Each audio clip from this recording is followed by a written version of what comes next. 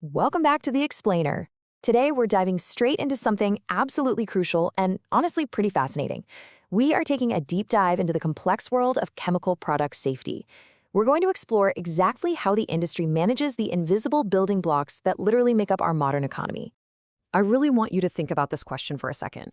How do we ensure the invisible chemicals in our everyday world are actually safe? Because, from the high-performance coatings on your car to the agricultural products that help grow our food, chemicals are in absolutely everything. But because their risks are usually totally invisible to the naked eye, managing them requires an incredibly rigorous, scientifically grounded safety framework. All right, let's look at our roadmap for today. We're going to map this complex framework out step by step. We'll start with the Chemical Stewardship Challenge, then move into naming hazards with the GHS framework. After that, we'll look at conducting hazard assessments, explore the principles of green chemistry, and finally tie it all back to the value of safe design. Let's get into it. Section 1. The Chemical Stewardship Challenge, Measuring the Invisible. So managing chemical risks, it isn't just some nice-to-have environmental wish list. It is a critical operational requirement. And you can see the proof of that right here in the SASB standards. If you're not familiar, that's the framework Wall Street uses to measure corporate sustainability. Under the resource transformation sector, for chemicals, they specifically track safety and environmental stewardship. Investors are using this exact data to gauge a company's financial and regulatory risk profile. And why do investors care so much? Well, it's simple. Unmanaged chemicals of concern pose severe risks.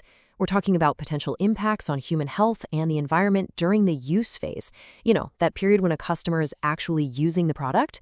If those risks are poorly managed, it can drastically reduce market demand, invite some really strict regulatory penalties, and, frankly, tank a company's brand value overnight. Section 2. The GHS Hazard Framework, Naming the Villains.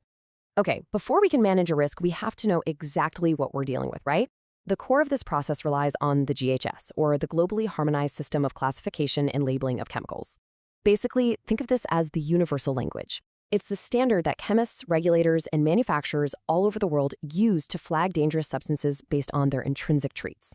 Now, when we map out the GHS Category 1 and 2 hazard criteria, notice how they split into two distinct battlegrounds. It's threats to human bodies versus threats to the ecosystem. On one side, we have health hazards. These include things like severe acute toxicity, skin corrosion, mutagens, and known carcinogens.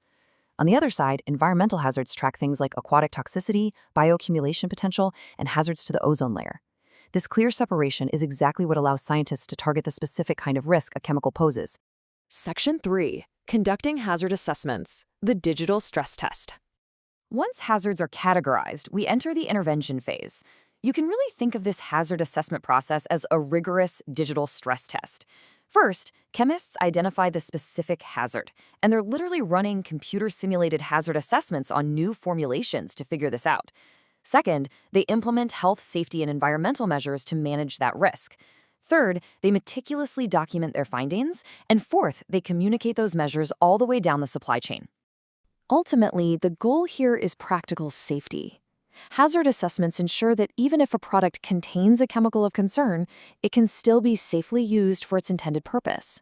This rigorous, step-by-step evaluation process is the secret sauce.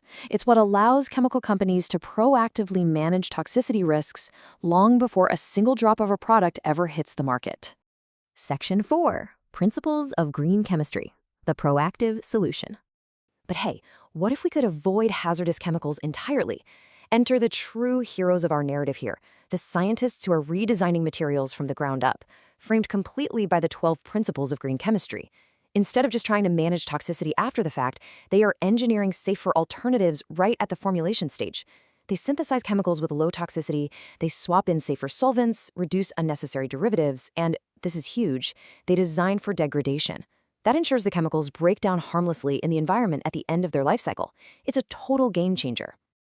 Section 5. The Value of Safe Design, Protecting People and Profits. Let's pivot back and connect this amazing science directly to business performance.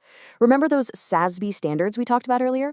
Well, they don't just ask for a nice, fluffy story about safety. They demand hard data. They specifically track the exact percentage of a company's revenue that is tied to products containing those GHS Category 1 and 2 hazardous substances. And then they ask for the percentage of those specific products that have actually undergone a rigorous hazard assessment. So, yeah, it literally ties chemical stewardship directly to a company's revenue streams. So the absolutely crucial takeaway is this. Transitioning to safer alternatives and investing in robust hazard assessments, it isn't just a box-checking exercise for regulatory compliance. Actually, scratch that, it's the complete opposite.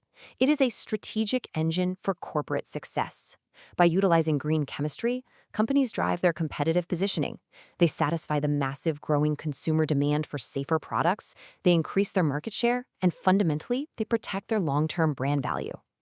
Which leaves us with this final, honestly incredibly exciting thought. If proactive chemical stewardship and the brilliant principles of green chemistry are actively engineering a safer future by design, what invisible risks are currently being designed out of the everyday products sitting in your own home right now? It completely changes how you look at the materials around you, doesn't it? Thank you so much for joining me on this explainer, and definitely keep exploring the science that shapes our world.